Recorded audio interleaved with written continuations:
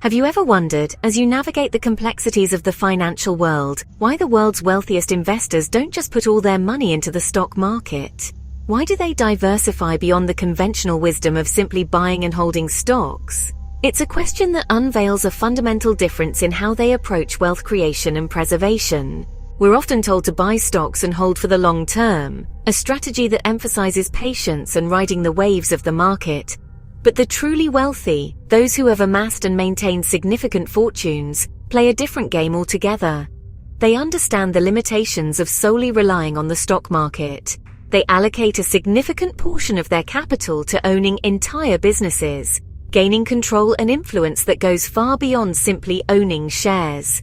This is often achieved through private equity, a world of investment that remains largely hidden from the average investor.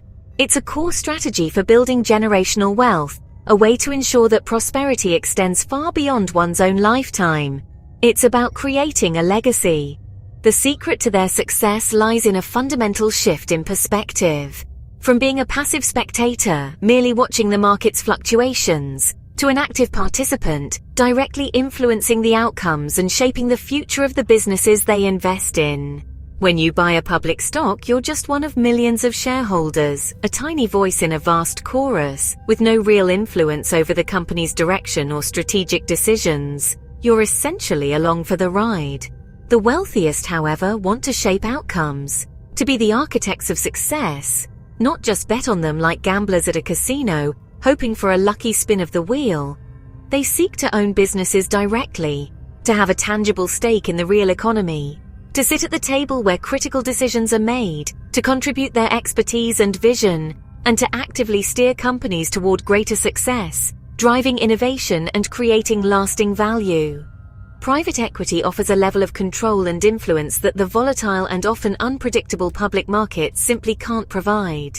It's about building value from the inside out, through strategic improvements and operational efficiencies, not just passively waiting for stock prices to move based on market sentiment or external factors.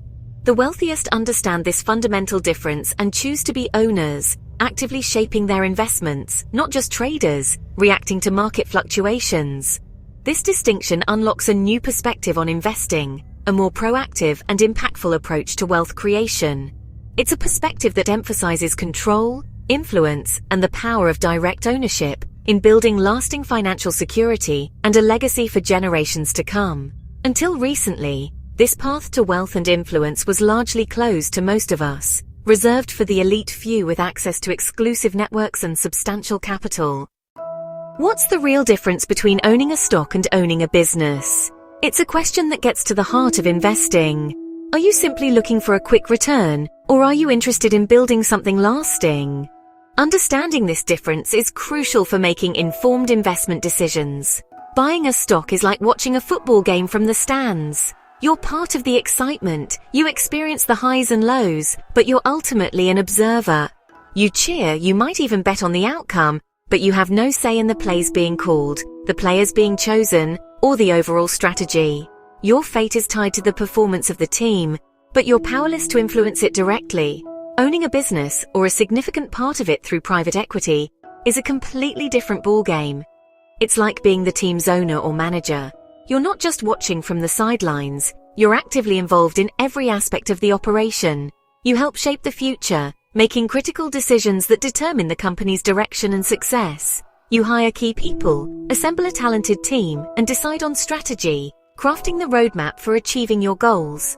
As a stockholder, particularly in the short term, you're often focused on daily price swings, reacting to the market's volatility. Your attention is glued to financial news and market updates, constantly trying to predict the next move. As a business owner, you focus on long-term value creation, building a sustainable and profitable enterprise. Your priorities are customer satisfaction, ensuring that your products and services meet their needs and exceed their expectations. You're obsessed with product quality, striving for excellence in every detail. And you're constantly seeking growth, expanding your market reach and increasing your profitability. The stock market offers liquidity and simplicity, making it easy to buy and sell shares with minimal effort. But this convenience comes at the cost of control.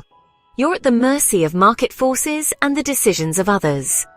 True business ownership requires more commitment and patience, demanding a long-term perspective and a willingness to weather the storms. But it offers greater rewards, the satisfaction of building something of value and the potential for significant financial gain. It's the difference between renting a room where you have limited control and no long-term stake, and owning the house where you have the freedom to customize, improve, and build equity. One gives you a temporary place, a fleeting experience with no lasting impact. The other lets you build a future, creating a legacy that can endure for generations. This shift in mindset changes your relationship with investing, transforming you from a passive observer to an active participant. Owners build, they create, innovate, and shape the world around them. Spectators watch, they observe, react, and are ultimately at the mercy of the actions of others. That's why private equity, with its focus on active ownership and long-term value creation, is so powerful.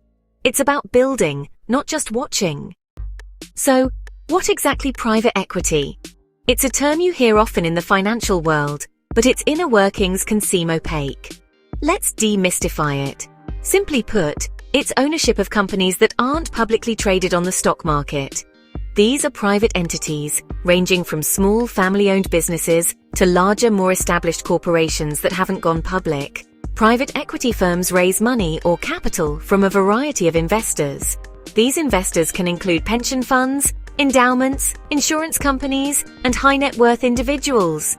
This pool of capital is then used to buy and actively manage these private companies, with the goal of improving their performance and increasing their value over time.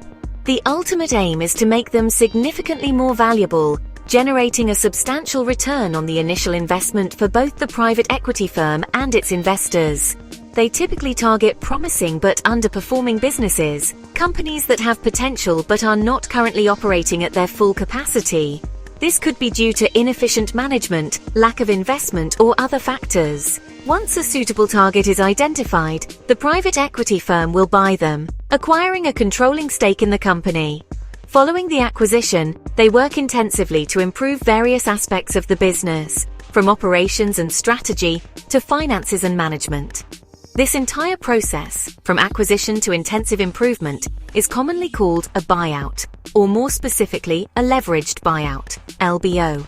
To fund these buyouts, they primarily use the money raised from their investors, creating a substantial fund dedicated to acquiring and improving companies. However, they often supplement this with borrowed funds, taking on debt to finance a significant portion of the acquisition. This is where the leveraged part of leveraged buyout comes in. This combination of investor capital and debt is strategically used to acquire the target company. Once acquired, the real work begins. This is where the private equity firm actively implements its strategies to transform the business. This often involves bringing in new management teams with the expertise to drive growth and efficiency. Streamlining operations is another key focus, identifying and eliminating inefficiencies to improve productivity and reduce costs. Investing in technology is also crucial, upgrading IT infrastructure and implementing new systems to enhance competitiveness. They might also focus on expanding into new markets, both domestically and internationally, to increase revenue and market share. The overarching goal is to make the business fundamentally stronger, more efficient, and ultimately more profitable. After several years, typically 3 to 7, of focused growth and operational improvements, the firm looks for an exit strategy, a way to realize the value they've created and generate a return for their investors. One common exit strategy is selling the company to another company, often a strategic buyer in the same industry. Another option is selling to another private equity firm in what's known as a secondary buyout. Or if the company has grown significantly, they might pursue an initial public offering, IPO, listing the company on the stock market. Once the company is sold, the profits from the sale are distributed according to the agreed upon terms. These profits are distributed to both the private equity firm, which earns a management fee, and a share of the profits, and its investors, who receive a return on their initial investment. This entire cycle, buy, improve, exit, fundamentally defines the core principles of private equity. It's a hands-on strategic approach to investing, and it's laser-focused on building real sustainable value within the companies they acquire. Unlike public markets, where investors often trade stocks based on short-term market fluctuations, Private equity is about active ownership and engaged leadership, working directly with the company to drive long-term growth. It's about building businesses, not simply engaging in passive speculation on market trends. This focus on value creation is why it attracts some of the world's most sophisticated and successful investors. And now, with the evolution of financial markets, private equity is gradually becoming more accessible to a wider range of investors. Sophisticated investors are drawn to private equity for one main reason: control. In public markets, you're a passenger. In private equity, you help steer the ship. Private owners can implement long-term strategies without the pressure of quarterly earnings. They can make patient investments in innovation and talent, building stronger companies. Control also allows for deep operational improvements, overhauling supply chains, upgrading technology, and refining strategy. Private equity owners can optimize finances and generate steady cash flow, not just hope for price gains. It's the difference between waiting for luck and creating your own success. Ownership, not speculation, is where real wealth is built. Let's look at a simple example. Growth Partners, a private equity firm, spots Heritage Manufacturing, a solid but outdated furniture company. They raise money, use some debt, and buy Heritage for $50 million. Immediately, they bring in a new CEO, invest in modern machinery, and launch a digital marketing campaign. They expand the product line and reach new customers. Over 5 years, sales double and profits triple. Growth Partners sells Heritage to a larger corporation for $150 million. After repaying the loan, profits are distributed to investors. The result? Investors see far greater returns than they might have in the stock market. This is the power of hands-on ownership and strategic improvement. Private equity isn't just about buying and selling. It's about building better businesses. That's how value is truly created. Private equity has transformed global brands and small businesses alike. Take Hilton Hotels. Blackstone bought it, revamped operations, expanded globally, and took it public again, creating billions in value. But it's not just about mega deals. Private equity often helps smaller companies grow, like a regional snack brand expanding nationwide with new investment and marketing. Another example, Allison Transmission. Private equity owners focused on R&D, making it a leader in fuel-efficient technology.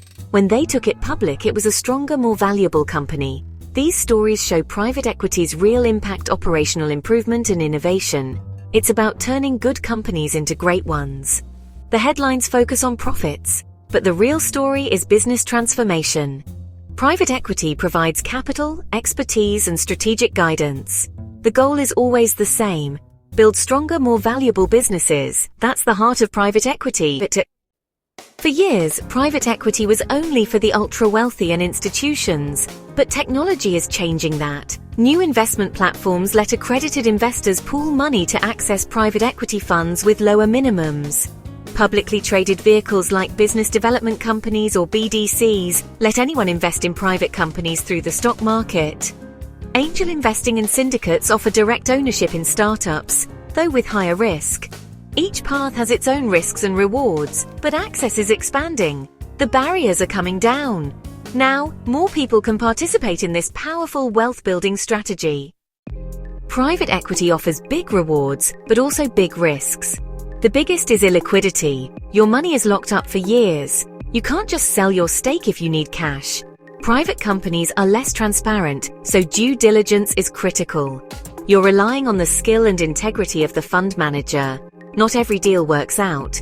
Businesses can fail, and leverage can amplify losses. Diversification helps, but losses are possible. Fees are higher than in public funds. Managers typically take 2% annually and 20% of profits. The fund must outperform to justify these costs. Private equity isn't for everyone, but understanding the risks is essential. Only invest what you can afford to lock away for the long term. If you're interested in private equity, start with education. Read books, follow financial news, and listen to expert podcasts. Learn how deals are structured and how value is created. Build your network. Connect with experienced investors and mentors. Attend meetups, join online forums, and ask questions. Get your finances in order. Private equity should be a small part of your portfolio, using capital you can afford to lock up. Work with a financial advisor to see if it fits your plan. Make sure you have liquid investments, an emergency fund, and no high-interest debt. Start small, maybe with a BDC or a small allocation on a fintech platform. Treat your first investment as a learning experience. The goal isn't to hit a home run, but to start thinking and investing like an owner. Be patient and strategic. That's how you build real wealth over time. The real lesson of private equity is the owner's mindset. Owners think long-term, focus on business fundamentals, and build value, not just chase price swings. This mindset applies to all investing, not just private equity. Ask deeper questions. Is this a quality business? Does it have strong leadership? Is it built for the future? The growing accessibility of private equity is leveling the playing field. Start your education now and prepare to make informed, patient decisions. Real wealth is built through diligence, patience, and a commitment to building strong businesses. By thinking like an owner, you set yourself on the path to lasting financial security.